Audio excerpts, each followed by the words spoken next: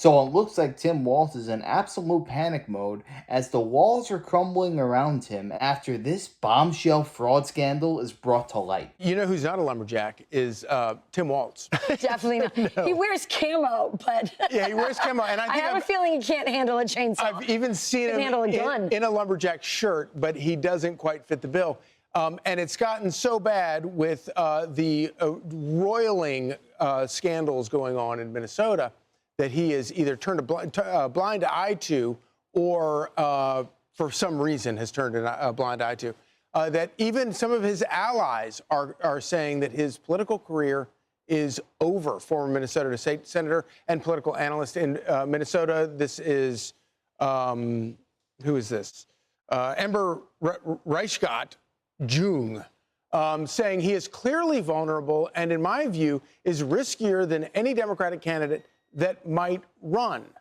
Anonymous longtime ally of Walz's in Minnesota, a different person, said, it's clearly a real vulnerability. Even suburban dads would bring it up to me over the summer. Which is interesting because this news of this fraud has been circling around Minnesota for a while, but it's really broken open, and we're seeing the scale of it. It's now the biggest fraud case in America. Over $1 billion. There's probably more to come, more things to come out of this as well. Was it incompetence? Was there some skimming of money off the top, and sort of putting a blind eye to it? We don't know. But the investigation is going to continue. The DOJ has promised to get to the bottom of this. But, Griff, everyone's trying to wash their hands of all of this. They're going to throw the Democrats in Minnesota are throwing Tim Walz under the bus and saying that's on him. We don't know how far this goes. Well, the question is whether or not Walz's administration was at best incompetent or at worst complicit in allowing this unprecedented fraud going on. Meanwhile, this triggered the Trump administration to go into Minnesota to go after particularly Somali illegal aliens that are protected in the sanctuary state of Minnesota, the sanctuary city of Minneapolis. Here, let me show you some of the criminals. The Somali illegal aliens have been rounded up just in the past week or so in Minnesota. And these are the people, come with me, that Governor Walz wants to defend, praising the Somali citizens. Well, let's look at them. Mohammed Syed, convictions include domestic violence, trespassing, assault on a peace officer, damaging property, and the list goes on. But there's a whole handful of them. You've got Sharif Abdi, a gang member. Convictions include fraud, vehicle theft, multiple probation violations. Osman Shadani, convicted of criminal sexual conduct with a minor aged 13 to 15. That's a child. Muhammad Ali, convictions include domestic assault, fraud, robbery, and larceny. Finally, Muhammad Omar, charged with 2 counts of domestic violence. These are not the best of the best. They are, as the Trump administration says, the worst of the worst, and yet Governor Tim Walz is defending them. Meanwhile, the deputy ICE director, Madison Sheehan, on this program yesterday says they're going to continue to go after these criminals. Watch. We have an operation going on in Minnesota right now to specifically go after the Somalis who have broken laws in this country, who have come to this country illegally, and continue to wreak havoc on the American people. Our officers are out every day arresting gang members, murderers, and rapists, and truly the list goes on. And people like Governor Walz have let this guy run free in his state for years, and it's time that we put a stop to it. Democrats continue to choose to protect the people that are locked up in our facilities, people that have broken the laws by coming into this country and then perpetuated laws against the American people after that. Secretary Noem, President Trump have taken the handcuffs off our officers so we can put them on the criminals, but we enforce the laws that are on the books. We do not pick winners and losers. And the Democrats continue to think that the real winners are inside the fences at our ICE facilities, and that's not true. It's the American people that have been victimized by alien crime for years. And, it's Democrats who insist that these government programs that are being defrauded in Minnesota right now, that this is the lifeblood, this is the answer to everybody's problems. And then they allow this to go on, and you wind up with, this is going to actually hurt, genuinely hurt people who Democrats claim to care about. It's such a great point because the Democrat answer to any problem is just more money, right? So there was probably, a lot of incompetence, but also it's sort of in line with their philosophy. We must be helping people. $1 billion has been sent on them. Meanwhile, this money has been spent overseas in all kinds of, schemes, buying real estate. It's gone into terrorist hands.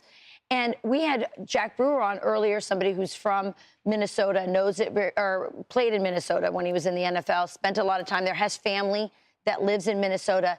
He's talked about the poverty rate of, this is a lot of African Americans who live in Minneapolis, the poverty rate, the education, how bad it is, and all of this money getting wasted when it could have gone to really help people. And it's absolutely shameful. And we really need to talk about, and again, this is a hot button issue, assimilation.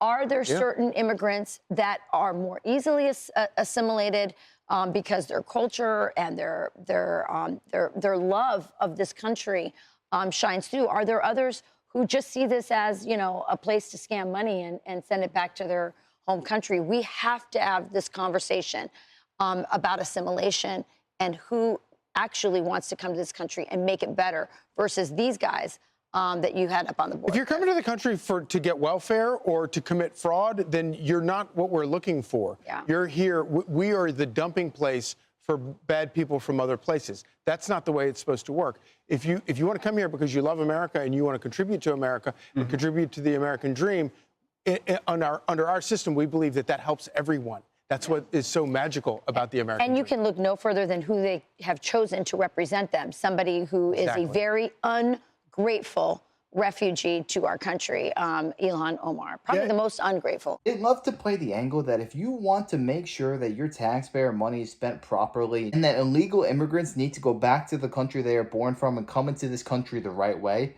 that we are bad, inhumane people. But the fact of the matter is, that is the only way to actually run a country. Think of it as if you were running a company. If you can allow anybody to work for your company, thereby lowering the salary of everybody else who works for that company and making the overall workplace experience infinitely more dangerous, would you do that? No, it's simply not fair to your employees. You need to do right by them. So the argument could be made, if you are for mass migration into America, that you are anti-American because you are simply going against the values that makes this country so great. Maybe I'm a bit of a radical for believing that, but I actually believe that we need to punish criminals and we need to punish people who violate our laws, because if we just allow this stuff to fly and allow them to do whatever the heck they want in our country, we're going to have more instances like in North Carolina when the Ukrainian woman was savagely beaten to death. I mean, just look at what's happening in the United Kingdom. They have a failed society. They let anybody into their nation, and crime runs rampant, and their culture is effectively being destroyed in real time. America does not want that. America needs to learn the lesson of what happened in the United Kingdom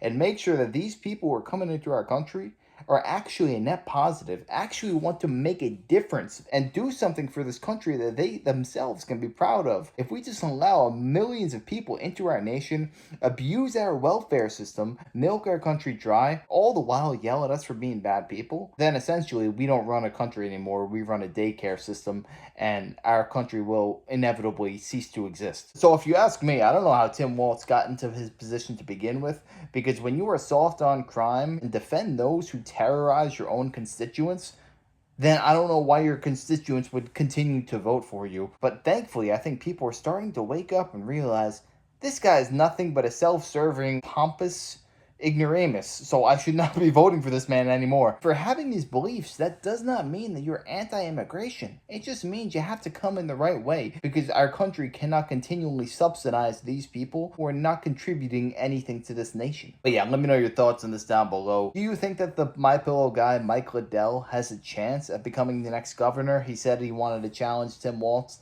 Let me know. I'd love to know your thoughts. And if you enjoyed, make sure to smash down, like, comment, subscribe, and wish you guys nothing but the best. Till next time.